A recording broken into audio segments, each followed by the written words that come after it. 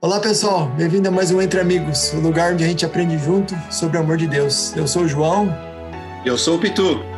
E se você nos está acompanhando pela primeira vez, nós acompanhamos o estudo da lição da Escola Sabatina da Igreja Adventista do Sétimo Dia.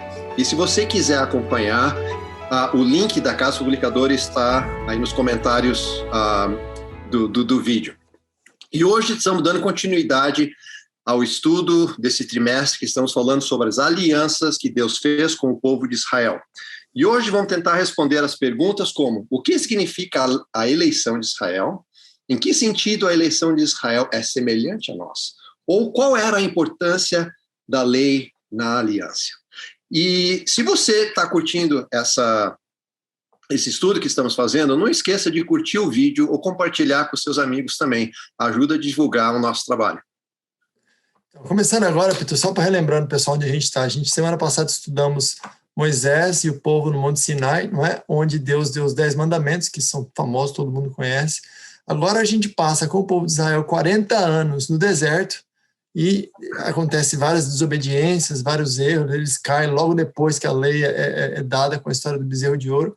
E em um dos episódios, Deus fala que essa geração vai toda perecer no deserto, nenhum deles vai encontrar a terra prometida, porque foram desobedientes. Então, só a próxima geração, que vai ser a geração que vai encontrar ali nas planícies de Moabe, e vão poder atravessar o Rio Jordão e tomar a terra prometida. Naquela geração, só Josué e Caleb foram os que foram escolhidos para passar. Então, veja bem, quando a gente chega no livro de Deuteronômio, que a gente está estudando essa semana, é a segunda vez que Deus faz a mesma aliança, que é a aliança da lei, né? Então, você estava falando para mim, né, Pitu, sobre a questão da eleição, né?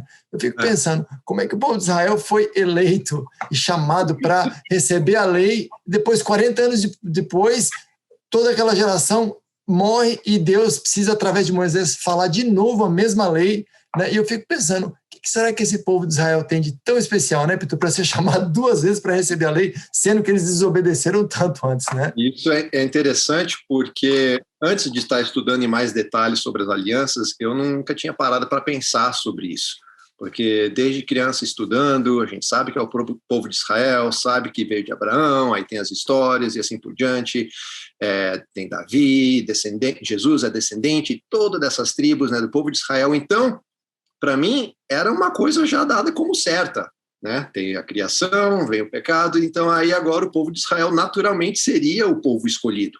Mas não é bem assim, aparentemente, né? A Bíblia não explica ou revela que, de repente, outros povos foram consultados ou escolhidos antes e não foram selecionados ou rejeitaram o convite, mas nada leva a crer que já era certo que seria o povo de Israel. Tem alguns versos na Bíblia que sugerem que Deus relacionou com outros povos, mas a gente não sabe se esse povo foi escolhido. Mas pensa bem, o povo de Israel não tinha nada de destaque, né, João? Era um povo que, de repente, se fosse hoje, não era uma nação que seria a primeira nação do mundo, uma nação que financeiramente, de repente, era melhor, né, que tinha melhor bolsa de valores, que tinha os melhores atletas, que tinha o melhor exército, nada. Se você olhar, era um povo que era relativamente fraco, um povo que passou por 400 anos de escravidão, ou seja, não era um povo forte para se defender de outras nações.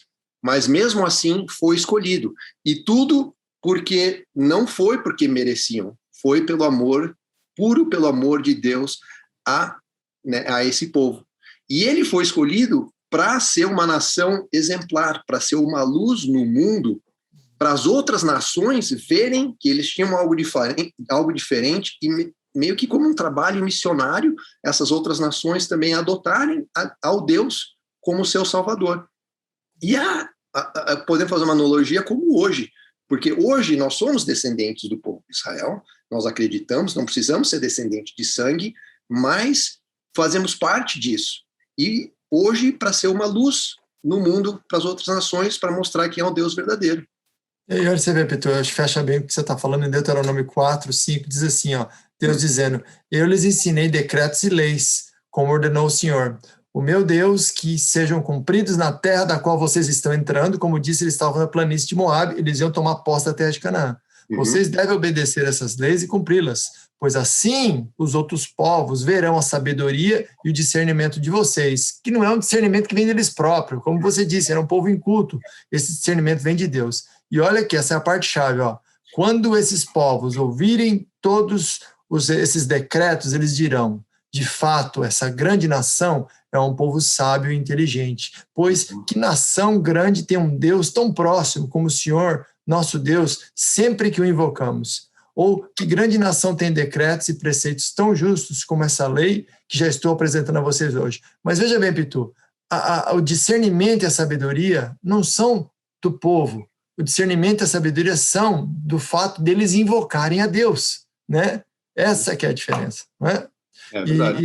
E eu acho, só para finalizar rapidinho, eu acho que é interessante, se você olhar um pouquinho mais para baixo do Deuteronômio 4, ele diz assim aqui, ó, no 32 a 34. Pergunte agora aos tempos antigos, antes de vocês existirem, desde o dia em que Deus criou o homem sobre a terra. Pergunte, de um lado ao outro no céu, já aconteceu algo tão grandioso ou já se ouviu algo tão parecido? Que povo ouviu a voz de Deus falando do meio do fogo, como vocês ouviram e continuam vivo? Então, essa questão do chamado, Pitu, da eleição de Israel, não era porque eles eram especiais, mas era porque Deus primeiro os amou, mas eles tiveram uma participação nisso, que eles foram o que ouviu, eles ouviram. Então, como você disse a nossa analogia hoje, se a gente também é chamado por Deus, a gente não tem nada de especial. O que a gente tem de especial é ter ouvidos para ouvir. E aí, e você falou algo interessante também, porque a participação e a aliança é justamente isso, e a gente já falou nas outras semanas. A aliança não é algo que Deus fez, que só Ele faz. A aliança é algo que Deus promete e fala, eu vou fazer isso se vocês também fizerem isso. E a lei fez parte dessa aliança, e é uma parte bem fundamental dessa aliança, porque a função da lei nessa aliança mostrava que Israel devia seguir isso, né, esses mandamentos, para se diferenciar das outras nações, ou seja, para não seguir as leis das outras nações. Lembrem-se que essas nações, naquele tempo, eles seguiam leis de acordo com as suas crenças nos seus deuses. Então, Israel seguia o Deus verdadeiro, seguia as leis. E dessa forma, como eu já disse, eles tinham que ser aquela luz para o outro mundo. E essa lei que Deus impôs para Israel é uma lei que traz estabilidade. Porque se você olha a lei, não é uma lei que julga de uma forma imparcial, né? E ela é, de certa forma, para trazer estabilidade e felicidade à nação que segue. Porque a lei é a transcrição, é o reflexo do caráter de Deus. E é isso que ele quer para nós. E a gente sabe que Deus é amor, é um Deus justo e ele é um Deus de lei. Se você perceber desde a criação, tudo certinho, tudo regrado, tudo seguindo as leis. Então, naturalmente, para a gente seguir a Deus, o que Ele quer para nós, o que Ele pede de nós, é algo que é regrado, algo que segue um padrão, algo que, como eu falei, não é arbitrário, não é algo que vai pegar e seguir, né, sujeito a caprichos ou vontades que vai ter um favoritismo para certo alguém. Não, é uma lei bem certinha e reta. Agora, Pitu, a questão a pergunta difícil da lição, que eu achei que é a seguinte: a gente sabe que a lei não salva, né? Que a lei ela é algo que ela é colocada no contexto da aliança para ajudar no relacionamento. Nós vamos estudar daqui a pouquinho isso, mas a pergunta da lição que foi difícil para mim é a seguinte: se a lei de Deus não pode nos salvar do pecado, por que Deus a tornou parte da aliança, né? Essa está na lição de quarta-feira. E eu vou te dizer sincero, eu não tive uma resposta assim, sabe, firme, assim, a coisa que mais chegou perto para mim, depois eu deixo você até dar o seu comentário, mas é que diz assim, olha, precisamos da lei por estarmos separados de Deus. Nossa necessidade da lei divina está ligada à condição sem lei da psique humana, e não simplesmente por causa da necessidade de retificar ações pecaminosas. Então, veja bem, Vitor, você acha que, por exemplo, Moisés foi lá e falou assim, não matarás. Então, se o cara tivesse matado um dia antes do Moisés falar isso, você acha que ele não seria culpado, né? Não, matar é algo errado, desde o princípio do mundo. Se não fosse assim, Deus não teria condenado Caim, certo? Agora, por que na época de Caim, quando Caim matou Abel, não veio Adão lá e falou, olha, Caim, está na lei aqui que você matou. Não, por que não existia isso? Porque eles ainda não tinham um relacionamento direto com Deus. O que aconteceu quando Caim matou Abel? Você lembra o que aconteceu? Deus foi lá falar com ele, entendeu? Então existia um relacionamento direto. Então a analogia que eu trago, mais uma vez, é de uma empresa, Pitu. Uma empresa pequena, você trabalha com o dono da empresa. Você fez uma coisa errada, o cara vai lá falar com você, ele troca ideia, ele te corrige, ele te orienta. Agora, uma empresa do tamanho da sua, por exemplo, quantos funcionários você tem na sua empresa, Pitu? Uns 8 mil. Então, 8 mil. Você alguma vez conversou com o dono da empresa? Não, porque é muito grande, né? Então, eles precisam de profissionais de RH, como você. Para quê? Para que você consiga aplicar essas leis. Então, a lei em si, ela é uma formalização de algo que já existiu do caráter de Deus, como você disse, né? Mas é porque agora a gente está falando de milhões e milhões de pessoas, né? Então, a lei, ela não salva a gente, mas a lei, ela é, como a gente diz, aquele guardrail, né? Da Fórmula 1, né? Que tem para os carros ficarem ali e não cair para fora, né? Eu achei interessante, Pitu, continuando aqui, ó, eu acho que é na lição de quarta ainda diz assim, ó, como o uso da palavra lei em hebraico é diferente da nossa definição de romana, do direito romano, do grego e do latino. Porque para nós, a lei é o quê? É uma coisa que se você infringir, você vai preso. Não é? Agora, na tradução hebraica, a lei é Torá, né? Que significa o quê? Apontar, ensinar e instruir. Né? Então, o sentido mais amplo é o sentido de ensino, de instrução, entendeu? E é mais no sentido do quê? O povo de Deus conhece a Deus. Agora Deus vai mostrar o quê? O caminho que eles têm que seguir. Né? E é um caminho a se andar no caminho da salvação. Né? Sim, e o que é legal também, João, é porque, como você falou, né? Se o cara, de repente, matou alguém antes de Moisés descer com as tábuas, né? Então, duas coisas aqui. Deus sempre foi, o seu caráter sempre foi expresso, a gente sempre soube. Mas, por causa do pecado, o pecado afasta o Deus do homem. Não é que Deus se afasta de nós. O pecado afasta Deus do homem. Deus sempre tenta vir atrás de você. Quando Adão e Eva pecou, eles se esconderam. E Deus veio no jardim e chamou. Adão, né, onde vocês estão? Ele sempre está vindo atrás.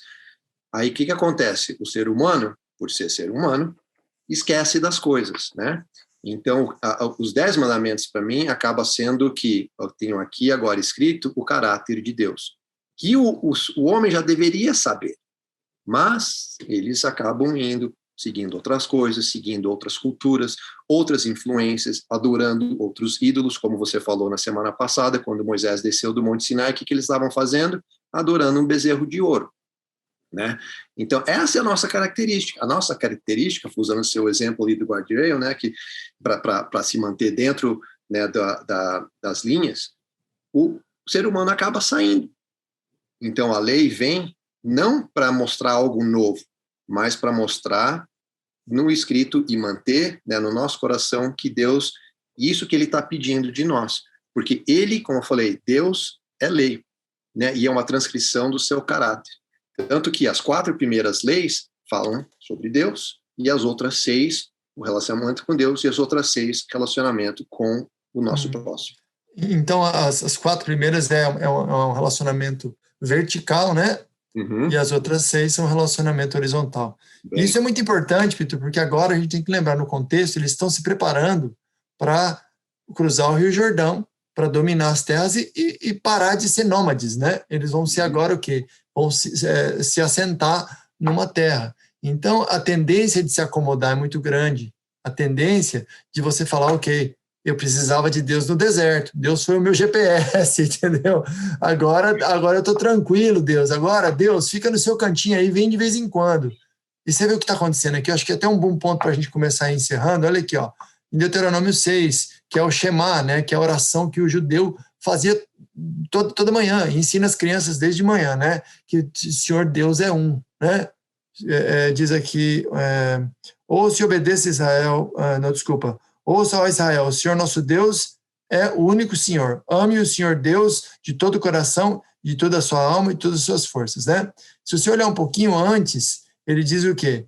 Desse modo, você e seus filhos e seus netos temerão o Senhor, obedecerão a todos os seus decretos e mandamentos, e que eu lhes ordeno, todos os dias de sua vida, para que tenham vida longa. Aí começa a dizer, olha aqui, ó, no 7, que coisa bonita, que todas essas palavras que eu lhe ordeno hoje estejam aonde? No seu coração. Então essa ideia que a gente vê lá em Jeremias, que Deus vai escrever a lei no coração, Moisés já estava tentando fazer aqui, mas é que não estava entrando, né? Porque o povo ainda tinha um coração duro. Mas olha o que diz, ó, ensine essas leis com persistência a seus filhos, converse sobre elas quando estiver sentado em casa, quando estiver andando pelo caminho, quando se deitar, quando se levantar, amarre-as como um sinal nos braços e prenda-as na testa. Ou seja, é algo para você levar pelo resto da vida, não é? Mas como é que é o único jeito que Deus ia conseguir selar essa aliança de uma maneira que nunca sairia da nossa cabeça? É na cruz, né? Porque a cruz é o que dizia, é o que diz, Moisés diz, quando se levantou aquela serpente no deserto, todo mundo que olhasse para a serpente viveria. E isso é uma imagem de Cristo, né? Cristo sendo levantado como Filho de Deus, que foi morto como o Cordeiro de Deus, é uma imagem tão forte do que Deus pode fazer para nos salvar, que não tem problema se a gente cair, porque essa graça vai nos atrair, né? Então a gente estudou semana passada as leis que Deus deu. Todo mundo caiu, todo mundo ficou fora da terra de Canaã. Agora a gente está estudando de novo essas leis, né? Foi dada antes deles entrarem, conquistarem o Rio Jordão, Jericó e toda aquela coisa. Se você avançar mais 100, 200 anos, 500 anos, a gente vai aparecer onde? No trimestre passado, que é a história de Isaías. Quer dizer, o povo vai caindo e vai levantando, mas a graça de Deus sempre os persegue, né? Eu queria que a gente terminasse aqui, porque eu vou falar para vocês isso aqui, olha que eu achei interessante no final da lição, diz assim, ó, ser verdadeiramente religioso é amar a Deus e amar aquele que Deus criou à sua imagem e semelhança. Esse amor não é um sentimentalismo vago e incerto, mas um compromisso total com Deus, que emana do coração, no serviço prático para com nossos semelhantes. Então, o que a gente pode fazer? Eu, você, o pessoal que está estudando aqui, a gente sabe que a gente vai cair. Mas, ao olharmos para a cruz, a gente vai ver que a lei toda foi cumprida na cruz, para que a gente possa viver com essa lei no nosso coração e que a gente a siga porque a gente ama Deus, e não porque a gente quer se livrar de um Deus que vai, entendeu? Vai julgar a gente e vai nos condenar, né? Então, a beleza de estudar a Bíblia é que cada vez que a gente conhece mais sobre esse amor de Deus, a gente vê que Ele é um Deus de justiça e um Deus de misericórdia, né? E a justiça e a misericórdia, elas se encontram na cruz de uma maneira perfeita, né? Amém. Então, que Deus nos abençoe, Peter, que a gente consiga continuar com toda humildade, nos preparando para a volta de Jesus, tentando, né, através da graça de Deus, nos santificar e estar preparado para que quando Ele volte, a gente esteja pronto para morar com Ele para sempre no céu, né? Pode fazer uma oração para nós, Vitor, para fechar? Tá, vamos lá, oremos. Nosso Pai, muito obrigado por mais uma lição, muito obrigada pelo privilégio de poder estudar a Tua Palavra. Esteja com cada um dos ouvintes, esteja com cada um de nós, que a gente possa aprender mais e mais sobre Teu amor, sobre a Tua lei e sobre Teu propósito para nós aqui nessa terra. Eu te peço e agradeço, em nome de Jesus. Amém. Amém. Amém. Um abraço, pessoal.